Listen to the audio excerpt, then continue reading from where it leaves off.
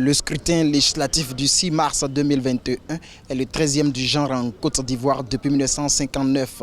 Il est l'un des plus ouverts car presque toutes les grandes formations politiques du pays y prennent part. Par exemple, les Pro-Gbagbo, après 10 ans d'absence, font leur retour, mais surtout en alliance avec le PDCI. Objectif, rafler au moins 128 sièges sur 255 pour contrôler le Parlement.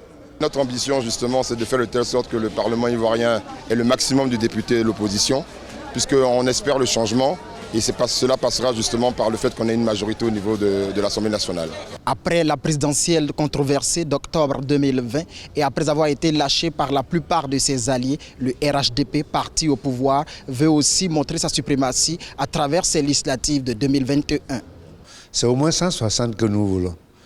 Donc c'est ça notre objectif. C'est des gens qui vont travailler pour accompagner le gouvernement. C'est pour cela que nous voulons avoir une majorité écrasante, parce que le président veut aller encore plus vite que ce qu'il a fait en 10 ans. Il y a également les indépendants qui sont en embuscade. En effet, en 2016, lors des dernières législatives, ils ont remporté 76 sièges. Il y a aussi une autre frange de l'opposition qui joue gros dans ces élections législatives. Il s'agit de l'alliance FPI de Pascal Affi N'Guessan, UDPCI d'Albert Mabrito Akheus et du COGEP de Charles Blé Goudé.